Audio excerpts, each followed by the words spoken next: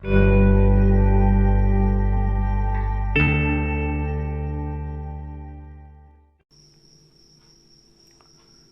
Student, आज के हमारे करंट अफेयर का टॉपिक आत्मनिर्भर भारत से संबंधित है। हाल ही में प्रधानमंत्री मोदी द्वारा कोरोना वायरस से गिरी हुई अर्थव्यवस्था को देखते हुए 20 लाख करोड़ रुपए पैकेज की घोषणा की गई। साथ ही साथ उनका कहना यह भी था कि ये जो 20 लाख करोड़ रुपए हैं, ये भारत की जीडीपी के 10% के बराबर है। और जैसे ही आत्मनिर्भर भारत की घोषणा की गई, त्यों ही तुरंत ही ये काफ़ी विवादों में छा गया आत्मनिर्भर भारत। अब इसकी बहुत सारी आलोचनाएं होने लगी। तभी इस पूरे डिस्कस में ये समझा जाएगा, भारत सरकार का भी पक्ष समझा जाएगा और जो भारत के बहुत बड़े बड़े अर्थशास्त्री जो विश्लेषक हैं इकोनॉमी के, उनके भी मसलों को समझा जाएगा। क्योंकि आखिर वो उनके द्वारा क्यों कहा जा रहा है कि सरकार झूठ बोल रही है और सरकार का कहना है कि ऐसा कुछ नहीं है। तो इस पूरे मुद्दे को समझा जाएगा। साथ ही साथ कुछ लोगों का ये भी कहना है कि ये जो कोविड-19 की वजह से, कोरोना वायरस की वजह से जो पूरे विश्व में आर्थिक मंदी छाई हुई है, कहीं ना कहीं ये मंदी 1930 की मंदी, 1970 की मंदी और 2008 की जो मंदी है, कहीं ना कहीं उससे ही संबंधित है, उससे ही उसकी तुलना लोग कर रहे हैं। लेकिन मेरे हिसाब से ये सही नहीं है, क्योंकि वो मंदी कुछ अलग तरह की थी। क्योंकि वहाँ पे फाइनेंशियल क्राइसिस हुई थी, इसलिए वो इकोनॉमी में चली आई थी। और लेकिन यहाँ पे दूसरी समस्या, यहाँ पे नेचुरल से करके वो फाइनेंस पे आया, फाइनेंस से करके वो रियल इकोनॉमी में घुस गया है। तो चलिए उसको समझते हैं थोड़ा सा। उससे आत्मनिर्भर भारत समझने से पहले थोड़ा सा जो जितनी भी विश्व में मंदी आई थी उनको थोड़ा शॉर्ट में समझ लेते हैं। तो पहली बार जब मंदी जब सबसे बड़ी चर्चा होती है, ठीक है, ग्रेट डिप्रेशन की, तो 1929 में अमेरिका जो शेयर मार्केट थे, अमेरिका का जो पूरा शेयर मार्केट था, उस अक्टूबर 1929 में एक ऐसी घटना की, शेयर बाजार के जो पूरा का पूरा उनके शेयर थे, उनके रेट पूरी तरीके से, उनकी वैल्यू गिर गई। और जब वैल्यू गिरी तो पूरे तरीके अमेरिकन पर पूरी तरीके से मनोवैज्ञानिक असर पड़ा। और असर ऐसा पड़ा कि वहाँ के लोगों ने पूरी तरीके से अपने खर्चों में हद से ज़्यादा कमी कर दी, क्योंकि निवेश करना उन्होंने बंद कर दिया। तो खर्चों पर उन्होंने अपने कंट्रोल कर लिया और कंट्रोल काफ़ी हद तक कर लिया। एक आंकड़ों के अनुसार जानेंगे तो वहाँ पे 10 से 15% लगभग वहाँ पे उन्होंने अपने खर्चों पे कंट्रोल कर लिया। तो देखिए, जब खर्चों पे उन्होंने कंट्रोल कर लिया, सबसे बड़ा प्रभाव क्या पड़ेगा इकॉनमी में? इकॉनमी में सबसे बड़ा प्रभाव ये पड़ेगा कि जो पूरी तरीके से जो उस देश की मांग है, डिमांड है लोगों की, वो पूरी तरीके से घट जाएगी। और आप जानते हैं जब किसी देश की जब डिमांड घटती है तो काफ़ी खतरा होता है, ठीक है। और साथ ही साथ लोगों ने ये भी करने लगे वहाँ के अमेरिकन लोग कि जैसे वो लोग बैंक से जो कर्ज लिए थे, उन कर्जों को उन्होंने भरने से ही मना कर दिया। और अलग से वो दूसरा काम करने लगे कि जो भी बैंक में जमा धन था उसको निकालने लगे, मतलब निकालने के लिए एटीएम्स की लाइन में लग गए। तो ये बात थी 1929 की। अब 1929 के एक साल के बाद यानी 1930 में एक और घटना घटी अमेरिका में, इसीलिए इसको बहुत बड़ा ग्रेट डिप्रेशन बोला जाता है। 1929 और 30 का याद रखिएगा इसको। 1930 में एक साल के बाद जो अमेरिका में पूरी तरीके से जो कृषि क्षेत्र था वहाँ पे सूखा पड़ गया। अभी सूखा पड़ने की वजह से पूरी तरीके से एग्रीकल्चर सेक्टर भी क्या हो गया, पूरी तरीके से अमेरिका का बर्बाद हो गया। तो एक तो 1929 में शेयर मार्केट जो बर्बादी हुई, फिर एक साल के बाद 1930 में जो कृषि में सूखा पड़ गया, उसकी वजह से पूरी अमेरिकी अर्थव्यवस्था बर्बाद हो गई। और इसी अर्थव्यवस्था को, उसके लिए एक नया मुहावरा बना, नीम पर करेले वाली अर्थव्यवस्था। तो इसको याद रखिएगा, एक शब्द आता है नीम पर करेले वाली अर्थव्यवस्था, ठीक है। कई बार एग्जाम में पटांग क्वेश्चन पूछ देते हैं और आपको लगेगा कि ऐसे कैसे क्वेश्चन है, तो क्वेश्चन ऐसे पूछा गया है, ठीक है। तो इसको याद रखिएगा, नीम पर करेले वाली अर्थव्यवस्था। यानी नीम तो कड़वा है ही, साथ में ऊपर से करेला भी आ गया। यानी कहने का मतलब ये है 1929 का क्राइसिस तो है ही, साथ ही साथ 1930 का भी कृषि में जो सूखा है वो भी प्रभावित हो गया। तो इसको याद रखिएगा। इसके बाद से दूसरा जो मंदी आई थी, मंदी क्या उसको आप ये कह सकते हैं दूसरा वाला, कि वो जानबूझ के हुआ था। जैसे कि 1970-73 में आप देखेंगे तो जितने भी गल्फ़ कंट्रीज थे, यानी जितने भी गल्फ़ कंट्रीज़ थे, उन्होंने एक मीटिंग की। उन्होंने मीटिंग में ये सोचा कि हमारे पास तो जो भी आय का स्रोत है, यानी इनकम का जो भी स्रोत है, वो क्या है, कच्चा तेल ही है, क्रूड ऑयल ही है। तो क्यों ना हम सब लोग एकजुट होकर इन कच्चे तेलों के दाम में क्या करें, वृद्धि करें। अब जब उन्होंने एक साथ जब सारे के सारे जब ये जितने भी गल्फ़ कंट्रीज थे वो इकट्ठा हुए, तैयार हो गए कि कच्चे तेलों के दाम में बिक्री की जाएगी। और जानते हैं आप कि जो कच्चा तेल है वो सीमित है और कुछ ही देशों पे उसका वर्चस्व है, यानी कुछ ही देशों के पास है वो, तो अब सब लोग कर नहीं सकते ऐसा। तो उन्होंने उस पर पूरी तरीके से दाम में उसके वृद्धि कर दी और इसकी वृद्धि करने की वजह से पूरे विश्व में इसका प्रभाव पड़ा था, ठीक है। तो इसको याद रखिएगा।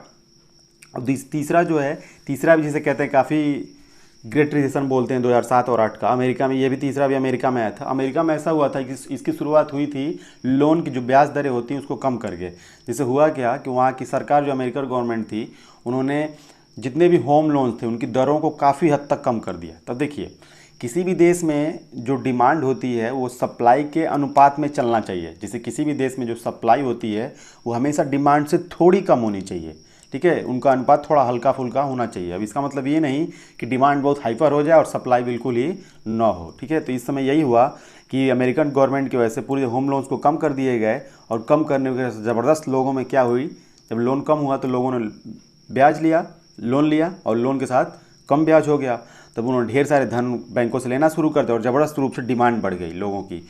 तो अब उसको सरकार पूर्ति नहीं कर पाई थी, जिसकी वजह से पूरे विश्व में इसका प्रभाव देखने को मिला था। एक आंकड़ों के अनुसार कि उस समय विश्व में करीब 1.5 करोड़ लोग बेरोजगार हुए थे। तो इसको याद रखिएगा। अब इस पर डिटेल नहीं चर्चा करना है क्योंकि शॉर्ट में थोड़ा सा बताना था, क्योंकि हम आज का टॉपिक हमारा है आत्मनिर्भर भारत। तो चलिए उसको शुरू करते हैं।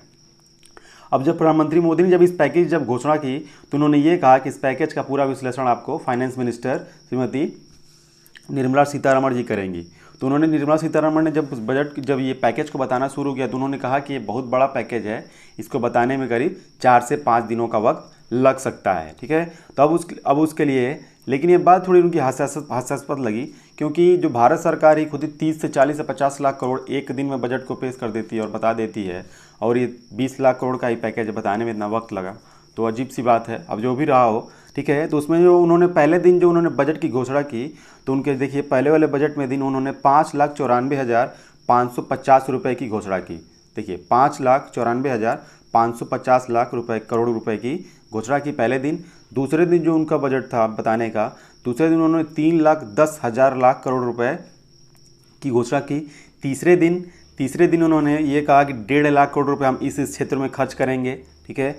उसके बाद जो चौथे दिन उन्होंने उसका चौथा पार्ट और पांचवा पार्ट बताया, जिसमें उन्होंने ये कहा कि 48,100 करोड़ रुपए भारत सरकार इस आत्मनिर्भर भारत में सरकार खर्च करने वाली है, ठीक है। तो इसको आप स्क्रीनशॉट ले लीजिएगा, काफ़ी आपके लिए काम देगा, ठीक है। अब समझिए, अब इस पूरे जो पैकेज था उस पूरे पैकेज डिटेल यहाँ पे है। जैसे देखिए इन सभी को पार्ट 1, पार्ट 2, 3 और 4, 5 की जब जोड़ते हैं आप, तो भारत सरकार द्वारा ये बोला गया कि भारत सरकार 20 लाख करोड़ ही नहीं, भारत सरकार 20,97,53 लाख करोड़ रुपए सरकार इस पैकेज में भारत सरकार जो गिरी अर्थव्यवस्था सुधारने के लिए ऐसा सरकार खर्च कर रही है। यहाँ तक कि 20 लाख करोड़ ही नहीं, एक लगभग 21 लाख करोड़ के बराबर पैकेज था, आप ये कह सकते हैं, ठीक है, भारत सरकार के अनुसार, ठीक। अब समझिए, अब इन सभी चीज़ों को समझने के लिए आपको समझना पड़ेगा कि इकोनॉमिक का एक टर्म होता है जिसको आप पूरी तरीके से समझेंगे तभी आपको कोई भी चीज़, ये जो पूरी जो तभी आपको कोई चीज़ समझ में आएगी, ठीक। अब इसको समझने के लिए एक इकोनॉमिक टर्म जिसे कहते हैं डिमांड एंड सप्लाई, तो डिमांड एंड सप्लाई को आपको समझना पड़ेगा, ठीक है। समझिए, किसी भी अर्थव्यवस्था में दो चीज़ें होती है, एक होता है डिमांड, एक होती है सप्लाई। डिमांड का मतलब होता है मांग, ठीक है, और सप्लाई का मतलब होता है आपूर्ति। अगर आपको आपूर्ति समझ नहीं आ रहा तो आप सिंपल सा कह सकते हैं उत्पादन, ठीक है, मांग व आपूर्ति। अब समझिए, किसी भी देश, जैसे भारत की अगर डिमांड की बात की जाए तो भारत की डिमांड का अगर देखा जाए तो जीडीपी का, टोटल जीडीपी का 65% जीडीपी का ही तो सिर्फ हम लोग करते हैं, मतलब कंज्यूमर डिमांड है। कंज्यूमर डिमांड का मतलब हम सभी जो जनता है, लोग हैं देश के, जो हम लोग मार्केट जाते हैं, खरीदते हैं, ऑनलाइन शॉपिंग जो भी करते हैं, जो भी कुछ मार्केट से खरीदते हैं, खाने वाला, फीस वगैरह जो भी कुछ, वो सब हमारी जीडीपी का हम लोग ही सिर्फ 65% देते हैं। और उसमें से बाकी जो कुछ परसेंट बढ़ता है वो गवर्नमेंट डिमांड होती है, यानी सरकार द्वारा की गई डिमांड होती है। और तीसरा जो होता है प्राइवेट, जो कॉर्पोरेट सेक्टर के लोग होते हैं उनके द्वारा किया गया इन्वेस्टमेंट होता है। यानी कुल मिलाकर ये 65 और ये दोनों मिलाकर होता है 70। यानी आप ये कहिए कि सबसे अधिक जो डिमांड है वो कंज्यूमर डिमांड ही होती है आम लोगों द्वारा, ठीक है। अब इस सप्लाई की जब बात की जाए, सप्लाई का मतलब क्या होता है? सप्लाई के लिए सरकार लैंड कर सकती है, सरकार उसके लेबर को उसमें शामिल किया जाता है, ठीक है, प्रोडक्शन को शामिल किया जाता है, सरकार प्रोडक्शन करती है, उसके बाद सर्विसेज सरकार बनाती है, और उसके बाद सरकार अलग से जो अपने सरकार जो क्रेडिट रखी होती है, क्रेडिट्स, उसको भी सरकार क्या करती है, उसको सरकार आपूर्ति में उसको शामिल करती है, ठीक है। तो ये था आपका डिमांड और सप्लाई, ठीक है। अब जब इस तरह की अर्थव्यवस्था में जब समस्या आती है तो सबसे बड़ा प्रश्न यह उठता है कि आखिर ये समस्या कौन सी है, यानी समस्या डिमांड की है, डिमांड के साइड की है, या समस्या सप्लाई के साइड की है। जैसे एग्जांपल के लिए, अगर आप किसी डॉक्टर के पास जाते हो और डॉक्टर को आप जब बताएंगे कि समस्या ये है, तो डॉक्टर, मान लीजिए आपने बताया कि आपके पेट में दर्द है, तो डॉक्टर आपको सर की दर्द की दवा नहीं देगा, आपके पेट की दवा देगा, ठीक है। तो इसी तरीके से है। तो इस तरीके से पता लगाना पड़ता है कि आखिर ये समस्या डिमांड साइड की है या सप्लाई साइड की है। अब इसमें देखिए तीनों समस्याएं हो सकती है, या तो हो सकता है डिमांड साइड से हो, या तो हो सकता है सप्लाई साइड से हो, या तो हो सकता है कि दोनों साइड से हो, बोथ, यानी दोनों डिमांड से भी हो और सप्लाई से भी हो। ठीक है, तीनों के अलग अलग अपने अपने चरण होते हैं। ठीक, अब देखिए, अब मान लीजिए सरकार अगर पता करे, अब सरकार ये पता करे कि डिमांड साइड की अगर प्रॉब्लम है तो सरकार क्या करेगी, जनता के हाथ में नोट देगी, ठीक है, और बोलेगी जाइए भाई खर्च करिए। और अगर वही समस्या, अगर मान लीजिए अगर वही समस्या क्या हो गई, अगर सप्लाई साइड से हो गई तो सरकार क्या करेगी, देखिए समझिए ध्यान से। अगर डिमांड साइड से अगर प्रॉब्लम आती है तो सरकार क्या करेगी, सरकार डिमांड बढ़ाने के लिए खर्चे करे, आपको धन देगी। ठीक है, अब जब धन देगी तो आप क्या करेंगे, खर्च करेंगे। ठीक है, तो ये होता है डिमांड बढ़ाने का तरीका।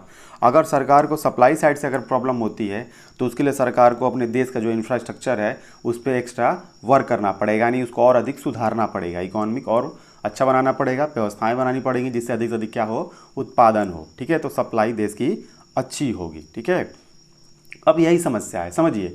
अब यही समस्या मान लीजिए अगर डिमांड साइड से हो तो सरकार, देखिए अब जब मैंने आपको अभी बताया कि 65% जीडीपी हम लोग सिर्फ कंज्यूमर डिमांड है। ठीक है, अगर डिमांड साइड से अगर 65% है तो सरकार क्या करेगी, सरकार आपको पैसे देगी।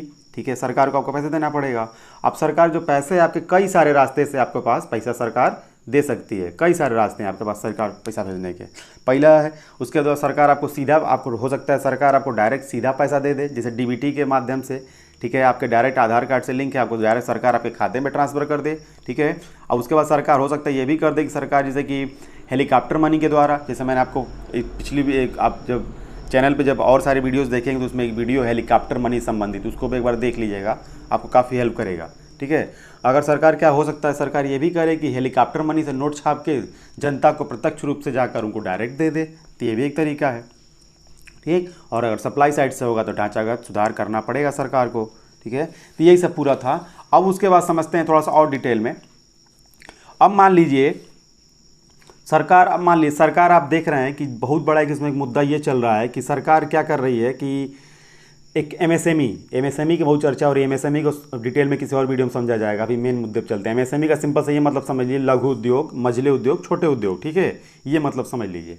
अब देखिए, जो लघु उद्योग हैं उनका कहना ये है कि देखिए, उनका जो लघु उद्योग, जो कॉर्पोरेट सेक्टर के लोग, उनका कहना ये है कि सरकार जो हमारी बिजली का, जैसे कि 50-60 दिन तक जो लॉकडाउन रहा है, तो सरकार इस बीच बिजली माफ़ कर दे। ठीक है, इलेक्ट्रिसिटी का बिल माफ़ कर दे, और जो जीएसटी है जीएसटी को माफ़ कर दे। ठीक है, और ढेर सारे जो बोझ है सरकार उनको डायरेक्ट इनकम भी दे। अब डायरेक्ट इनकम देगी सरकार उन कॉर्पोरेट सेक्टर लघु उद्योगों से, वो क्या करेंगे, जो भी वर्कर्स देख रहे हैं आप, जो शहरों से जो वर्कर्स आ रहे हैं बाहर अपने गाँव की तरफ, तो उनको वो 2 से 3 महीने तक सैलरी दे देंगे। ठीक है, जिससे वो गाँव की तरफ पलायन नहीं करेंगे और वहीं पर वो रुक जाएंगे। ठीक है, तो ये होगा, तो ये एक तरीका है कहने का। लेकिन सरकार, अब देखिए, अब सरकार का कहना ये है, लेकिन सरकार नहीं, अब सरकार कुछ और ही कर रही है। अब देखिए, अब जब भारत के जब बहुत सारे अर्थशास्त्रियों द्वारा पूछा ये गया कि आखिर ये बताइए, ये जो पूरी तरीके से ये जो काम चल रहा है, ये जो पूरी तरीके से पैकेज दिया गया है, ये डिमांड सप्लाई को सुधारने के लिए दिया गया है कि सप्लाई साइड को सुधारने के लिए दिया गया है। तो निर्मला सीतारमण तो नहीं बोली, लेकिन इनके 5 दिनों का जो फाइनेंस मिनिस्टर का जो पूरा स्पीच था, जब उसको पूरा देखा गया तो इससे ये पता चला कि ये जो पूरा का पूरा जो पैकेज है पूरी तरीके से, लगभग ज़्यादा तरीके से वो जो पैकेज है वो सप्लाई साइड से है, डिमांड साइड से है भी, लेकिन थोड़ा सा है। ठीक है, यानी ये पूरा पैकेज किसको सुधारने के लिए किया जा रहा है, सप्लाई साइड को सुधारने का। लेकिन जो एमएसएमई के लोग हैं, कॉर्पोरेट सेक्टर, जो भारत के बड़े बड़े शास्त्री, उनका कहना ये है कि डिमांड को सुधारना पड़ेगा, लेकिन सरकार सप्लाई साइड को सुधार रही है। तो आगे समझा जाए कि आखिर ऐसा है क्यों। तो अब लोगों ने सवाल ये पूछा, ठीक है, तो लोगों ने सवाल पूछा कि आखिर ऐसा क्यों हो रहा है। तो भारत सरकार का कहना ये है कि अगर डिमांड पे अगर ज़्यादा ध्यान देने लगेंगे तो एक बहुत बड़ी दूसरी समस्या आ जाएगी। ठीक है, तो इसीलिए सरकार ये कह रही है कि आपको हर तरीके से कॉर्पोरेट सेक्टर को, एमएसएमई को, लघु उद्योगों को, ठीक है, आपको हर तरीके से मदद कर रहे हैं। आप लोग जितना हो सकता है आप उतना मदद करिए और देश को आगे बढ़ाइए, जिससे और अधिक क्या होगा, देश इकोनॉमी मजबूत होगी। लेकिन जो वही कॉर्पोरेट सेक्टर के लघु उद्योगों, इधर के लोग, डिमांड, उनका कहना ये है कि आखिर हम ये लोन लेकर करेंगे क्या, क्योंकि मार्केट में डिमांड तो है ही नहीं, पूरी तरीके से डिमांड ख़त्म है। और अगर हम सामान का अगर इसको उत्पादन कर भी लें तो आखिर किसको बेचेंगे, क्योंकि मार्केट में डिमांड है ही नहीं, लोगों के पास तो पैसा है ही नहीं। और अगर हम पैसा ले भी लें भी अगर इस समय यूजलेस, तो उसको बाद में तो लौटाना ही है, क्योंकि वो डायरेक्ट तो है नहीं, क्योंकि वो तो सरकार द्वारा एक दूसरे रूप में दिया जा रहा है। तो ये है अपना अलग दोनों तरीके की दोनों कंट्रोवर्सी मची हुई है। अब अलग अलग लोगों द्वारा ये भी कहना है कि हम लोग तो नीरव मोदी तो है नहीं कि जो कि पूरा पैसा लेकर भाग जाएंगे। डिमांड साइड के लोगों को कहना एक तरह से कई बार ये भी कहना है उनका कि हम पैसा लेकर तो भाग नहीं जाएंगे। तो यही सब अलग अलग है। अब जो फाइनेंस मिनिस्टर हैं निर्मला सीतारमण, उनका ये भी कहना है कि अगर हमारे बताए गए रास्ते पर जो सरकार ये कह रही है कि सप्लाई साइड को सुधारने के लिए सरकार अगर सभी लोग इस रास्ते पर चलें तो 8 से 12 महीने के तक आते आते जो अर्थव्यवस्था है वो पूरी तरीके से पटरी पे आ जाएगी। ठीक, लेकिन जो भारत के बड़े बड़े अर्थशास्त्री और जो विश्लेषक हैं इकोनॉमिस्ट, उनका कहना ये है कि ऐसा नहीं हो सकता, अर्थव्यवस्था पटरी पे नहीं आएगी, क्योंकि वर्तमान में पैसा आना चाहिए और डिमांड वर्तमान में है। डिमांड फ्यूचर में पता नहीं होगी या नहीं होगी, डिमांड अभी फ़िलहाल आज है। ठीक है, तो इस तरीके से मसला है। तो अब जो फाइनेंस मिनिस्टर हैं, मैं बार बार एफएम बोल रहा हूँ, एफएम का मतलब आप रेडियो वाला एफएम मत समझिएगा, एफएम का मतलब है फाइनेंस मिनिस्टर।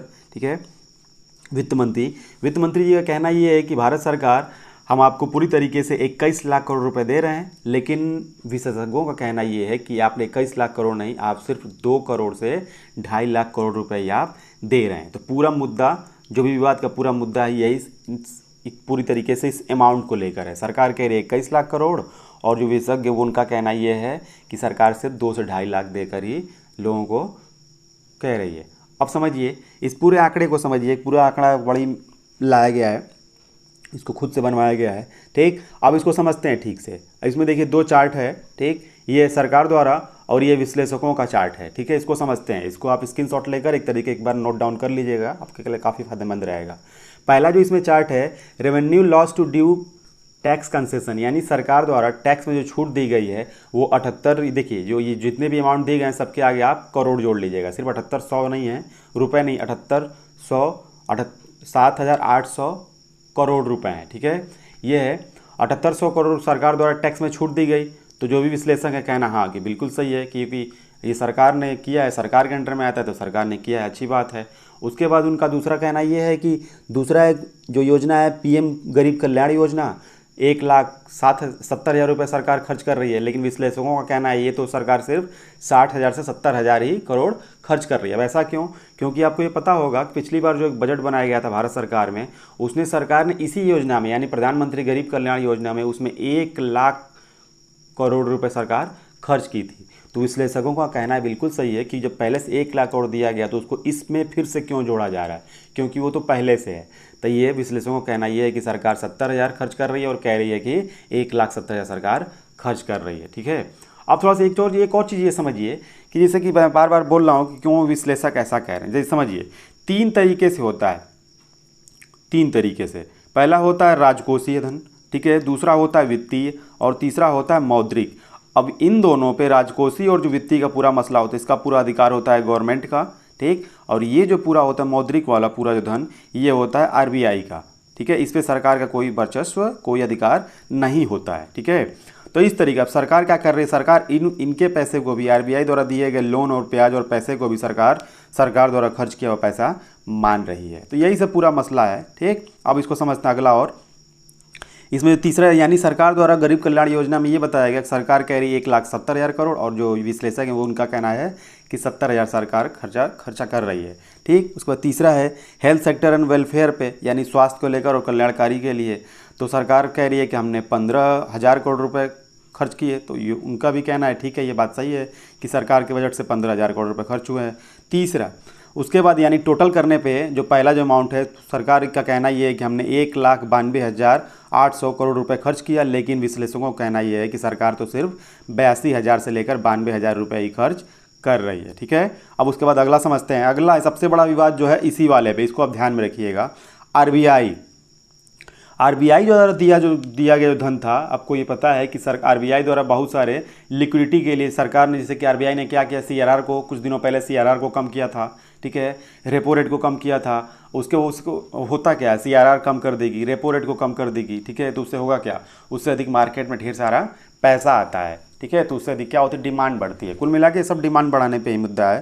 ठीक, तो अब सरकार ने क्या किया, ये जो 8 लाख, ठीक है, जो रुपए हैं 8 लाख करोड़ रुपए, सरकार इसको ये कह रही है कि हमने दिया है, लेकिन वास्तव में किसका है ये तो मौद्रिक नीति के अंतर्गत आता है, आरबीआई के अंडर में आता है। ठीक है, तो ये सरकार का कहना है कि हमने 8 लाख और दिया है उनको पैसों को, और विश्लेषक कह रहे हैं ये तो आरबीआई का, इसलिए सरकार ने इसमें कितना खर्च किया है, 0 रुपये। ठीक है, तो ये इसको आप याद रखिएगा, इसको सरकार बहुत तेज़, क्योंकि इसी जब घटाते हैं तो सीधे पूरा अमाउंट ही क्या होता है, घट जाता है।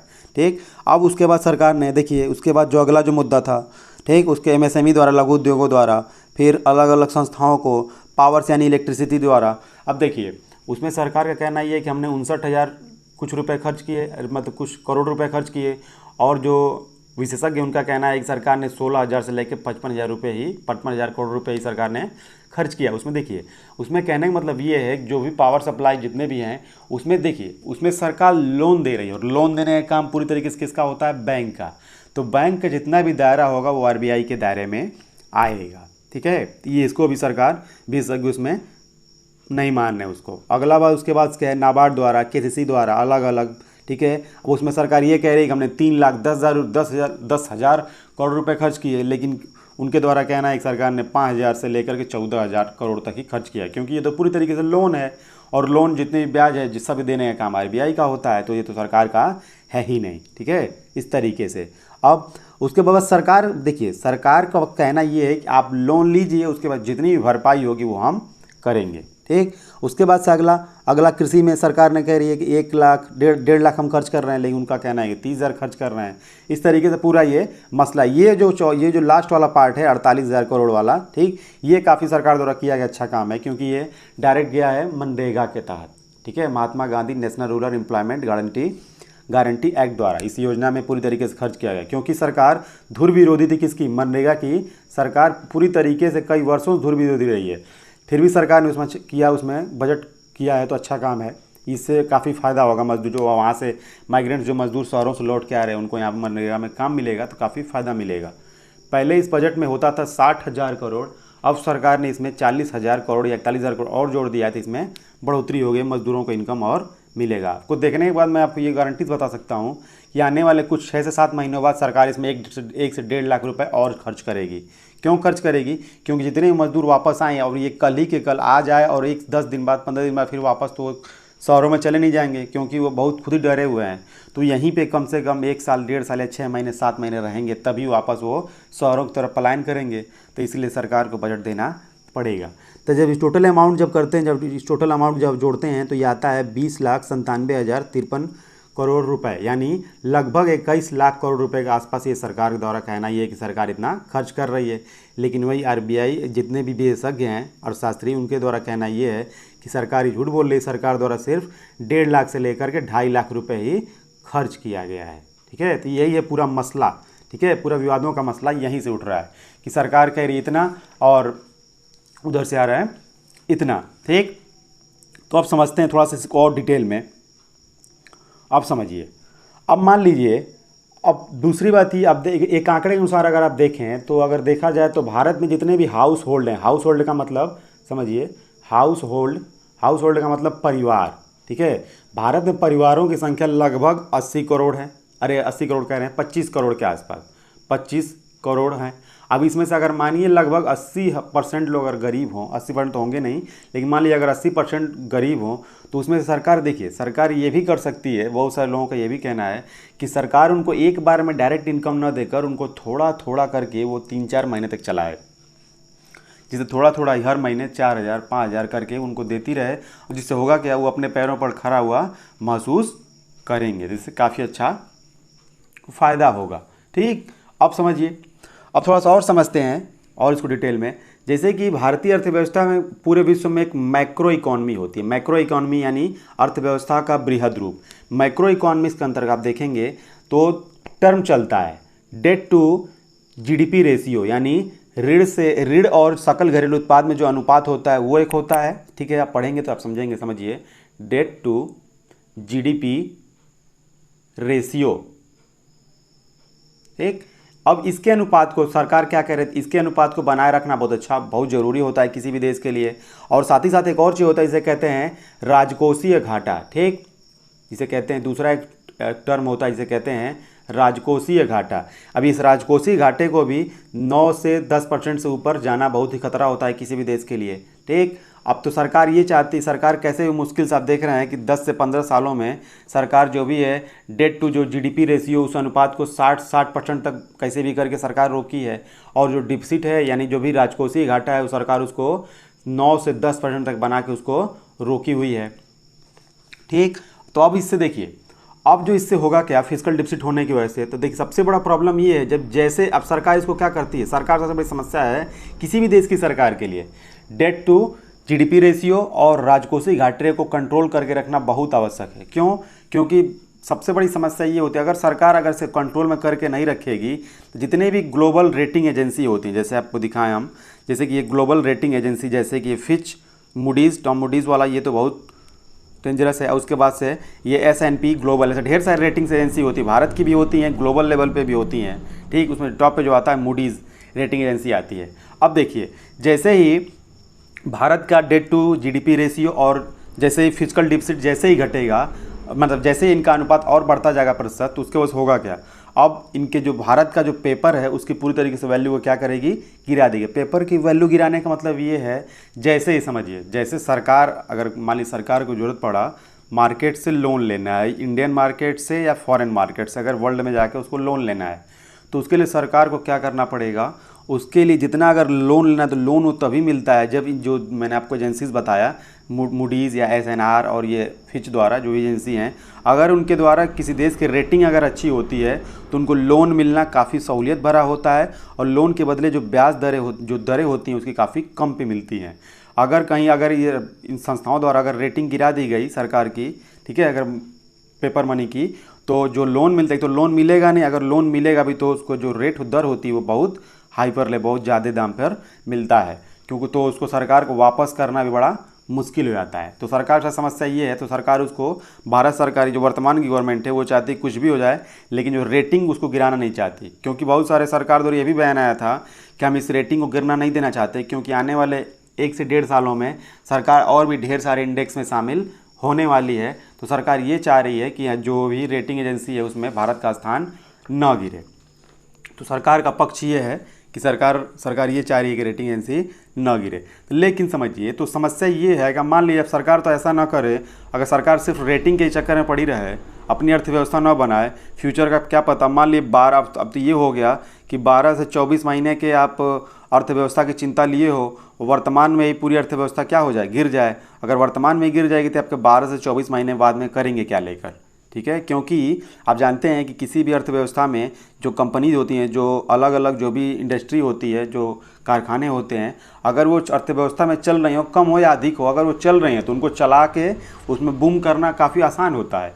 लेकिन अर्थव्यवस्था में अगर कोई इंडस्ट्री अगर पूरी तरीके से वो बंद हो गई तो फिर से उसको रीस्टार्ट करना काफ़ी मुश्किल भरा है, यानी कि असंभव सा होता है। तो सरकार को इस पर देखना पड़ेगा कि ऐसा ना हो कि 12 से 24 महीने के चक्कर में सरकार वर्तमान की पूरी अर्थव्यवस्था क्या करे, सरकार पूरी तरीके से ख़त्म कर दे, ठीक है। इसको देखना पड़ेगा सरकार को। अब देखिए, अब इस समय अगर सही में अगर सरकार देखे तो देखिए, ये था सरकार का पक्ष रेटिंग को लेकर, और जितने भी डिमांड साइड और जितने भी भारत के विश्लेषक, उनका कहना ये है कि सरकार को कुछ भी करके डिमांड को बढ़ाना चाहिए, और डिमांड कैसे आएगी, जब तक लोगों के पास मनी नहीं जाएगी तब तक डिमांड नहीं बढ़ सकती, ठीक है। तो इस तरीके से अब देखिए, अब जैसे डिमांड अगर देखिए थोड़ा सा और आगे चलते हैं, अगर मान लीजिए डिमांड किसी देश में अगर नहीं है तो कई तरीके से नुकसान होते हैं।